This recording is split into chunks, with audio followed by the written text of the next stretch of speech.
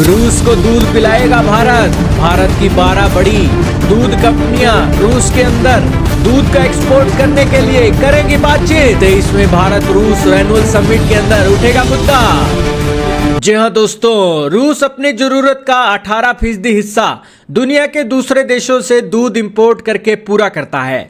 रूस अपने देश के अंदर 84% दूध का एक आत्मनिर्भर है और बाकी का हिस्सा वो दुनिया के दूसरे देशों से इंपोर्ट करके पूरा करता है। और इसी बीच भारत के लिए एक बड़ी अपॉर्चुनिटी है, क्योंकि वेस्टर्न कंट्रीज ने अपने दरवाजे रूस के लिए बंद कर रखे हैं और रूस का जो ज्यादातर दूध है वो बेलारूस से आता है। और जो एक्स सोवियत यूनियन की कंट्री है जैसे कजाकिस्तान, अजरबैजान, उन देशों से एक रूस अपना दूध जो है इंपोर्ट करता है। भारत अब सोच रहा है कि भारत की बड़ी बड़ी दूध की कंपनियां हैं, अमूल हो गई और भी बहुत बड़ी बड़ी कंपनियां हैं, टोटल 12 कंपनियां हैं जो प्लानिंग कर रही हैं कि इस एनुअल रशिया समिट के अंदर दूध की मार्केट के अंदर अच्छी खबर भारत को मिल सके। CNBC TV 18 का आर्टिकल आपके सामने चल रहा है जिसके अंदर इस न्यूज की पुष्टि की जा रही है। दोस्तों 2014 से ही रूस ने वेस्टर्न कंट्रीज के ऊपर सैंक्शन लगा दिए थे, उनका दूध इंपोर्ट नहीं किया था और उसके बाद भारत के लिए बड़ी अपॉर्चुनिटी आई थी। लेकिन भारत अपना दूध कभी भी रूसी बाजार में बेच ही नहीं सका, क्योंकि रूस के स्टैंडर्ड इतने ऊपर हैं कि भारत की ये जो एक डेयरी उत्पादन करने वाली कंपनियां हैं वो चाहकर भी रूस को दूध बेचने के लिए अप्रूवल ले ही नहीं सकी। रूस दोस्तों एक छोटी से छोटी चीज की भी नजर रखता है और रूस की पॉपुलेशन भी इतनी नहीं है कि वहां पर किसी की हेल्थ के साथ कोई सिलवाड़ किया जा सके, और रूस के पास पैसा भी बहुत है। यही कारण है कि रूस अपने देश के लोगों को सबसे सर्वश्रेष्ठ चीजें खिलाने के लिए जाना जाता है, इसलिए उसके स्टैंडर्ड बहुत हाई है।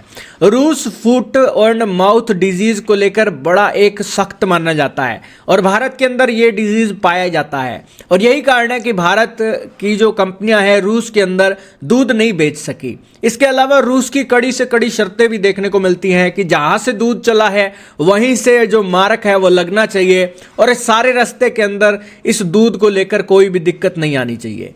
और रूस कहता है कि जिस एक डेयरी से उसका एक दूध आए वहां पर 1000 से ज्यादा पशु तो होने चाहिए। और इसके अलावा भी बहुत बड़े बड़े मानक हैं और रूस के अंदर से कंपनियों को लाइसेंस दिलवाना भी कोई खालाजी का वाड़ा नहीं है।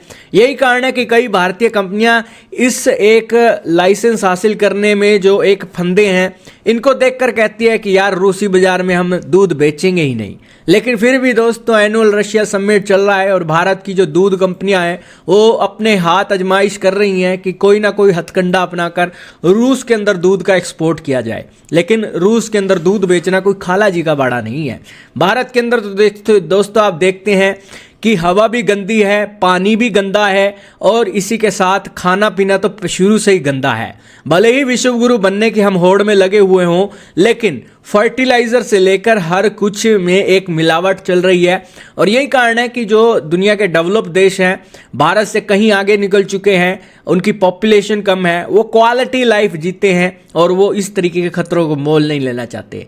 कहने को आप कह सकते हैं जितनी एक ह्यूमैनिटी को लेकर एक सीरियसनेस है, एक इंसानियत को एक अच्छे तरीके से अपना जीवन जिया जा सके, वो सुविधाएं रशिया और वेस्टर्न कंट्रीज के अंदर अच्छी हैं भारत के मुकाबले। यही कारण है कि भारत चाहकर भी अपनी क्वालिटी ना बढ़ाकर अपना एक्सपोर्ट नहीं बढ़ा सकता। खैर उम्मीद पर दुनिया कायम है। इस एनुअल समिट में देखना होगा कि इन कंपनियों को मंजूरी मिलेगी या नहीं। आपका क्या मानना है कमेंट में बताइएगा।